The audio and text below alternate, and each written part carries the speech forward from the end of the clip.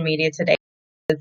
There's been a lot of discussion and bashing, or whatever you want to call it, a criticalness of Trump's taxes. And this is in no way a political supporting video or anything like that. I really just wanted to talk about the tax scenario because I've got started getting into tax planning as well.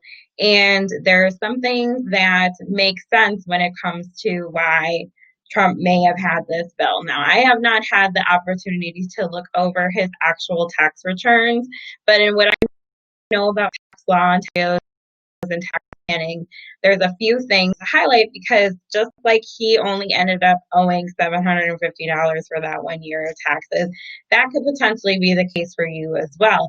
And the reason for it is because when I looked into it and looked at a couple of different sites on what was going on, I was that when he filed extensions for his taxes in previous years, he made an estimated tax payment at that time, which is something that you are technically supposed to do. So we all think, oh, we get an extension, right? Usually you have to file your taxes by April 15th. You can get an automatic extension to October and file your taxes at that point. But what many people don't know is that at the time of when you're filing your extension, your taxes are actually still due at that time.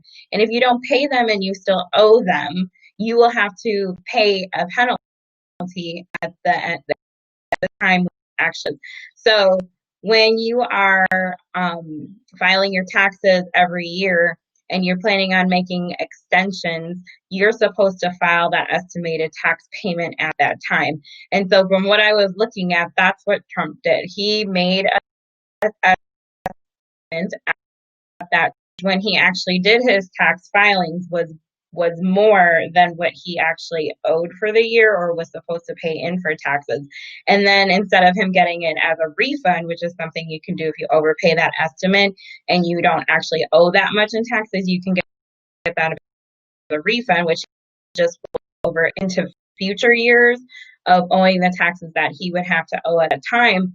And then it was applied to any future tax liability.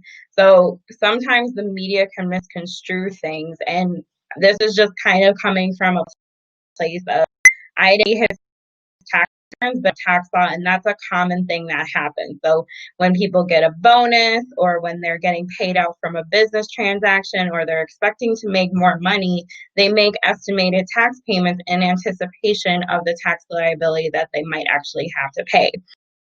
So break it down into layman terms to when you get taxes withheld from your check. So there was a lot of commotion, I want to say, I would describe it as that in 2018 when people filed their taxes because the tax law had changed and people didn't have as much taxes withheld from their check all throughout the year. But owing at the end of the year usually wouldn't have as a result of that. And that's similar to what this is. Tax withholding, estimated tax payments, all the tax credits that you can get for your business and that kind of thing, those things lower your tax liability that you have to pay when you actually file your taxes.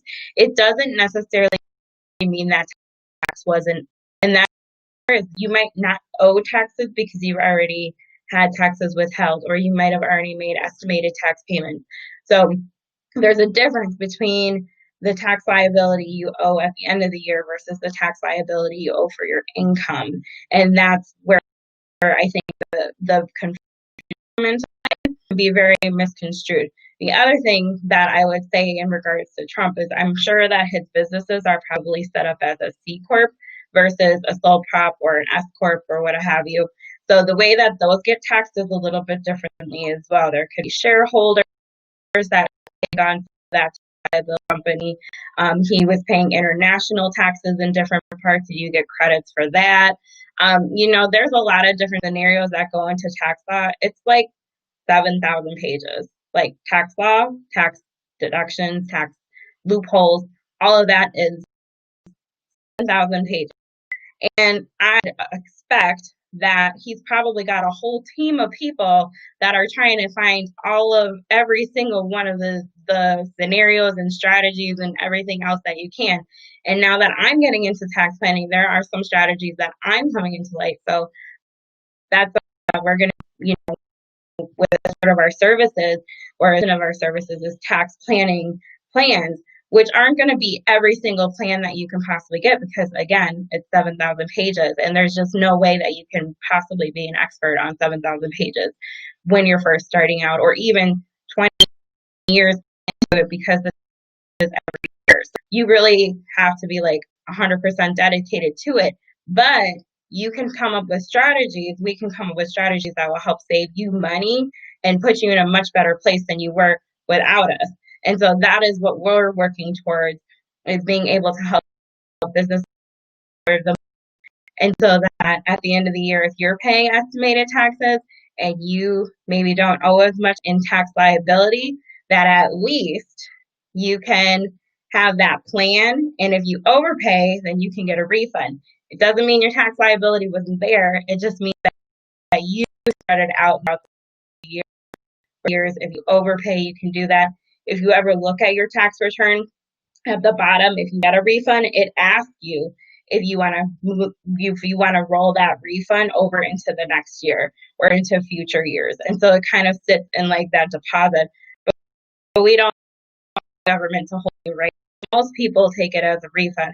Some people do. If they know that they're going to owe a lot of money every year, they just roll whatever they overpay over into the next year. Similarly to what a lot of people do when they owe taxes. You can get on a payment plan, and then every year you just add whatever you owe to that payment plan. And I want to be doing something that's available as well.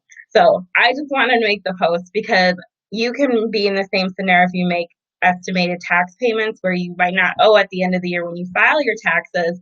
However, that tax liability might still be there. And this isn't to say other writer. I just wanted to address it because I'm in taxes, right? I'm in taxes and accounting and all of that. And I thought it would be an interesting topic to kind of just bring up and break down into pieces where people can actually understand it. So estimated tax payments was a big part of what I found out when I was researching why he didn't. But then there's a lot of other scenarios when you get into international law and how you set up your tax structures for your corporations. People don't want to pay the government money. There are loopholes, there are strategies you can use, and I'm sure Trump has a whole team in order to be able to do that. But the thing is that you have a plan too. So if you owe a lot of taxes, a lot of money in taxes every year, and I'm talking like $10,000, $15,000, $20,000 in taxes because of your business, let's make a time to talk and see if we can bring that tax liability down. Okay, so that was it that I wanted to share with you today. Tomorrow's launch day. Yay! I'm really excited about that. I had a whole snafu of website issues this morning, but we got them all figured out, and I'm excited for that. But we're rolling into the last extension for tax deadline on 10/15. So if you did file an extension, make sure you get your taxes filed, and we can read this next coming year. And I hope today is a good day for you. As we talk about taxes, it's always such a fun conversation, but that's why I thought it would be kind of relevant to bring up today. So thanks for watching. I will talk to you soon. Have a great one. Bye.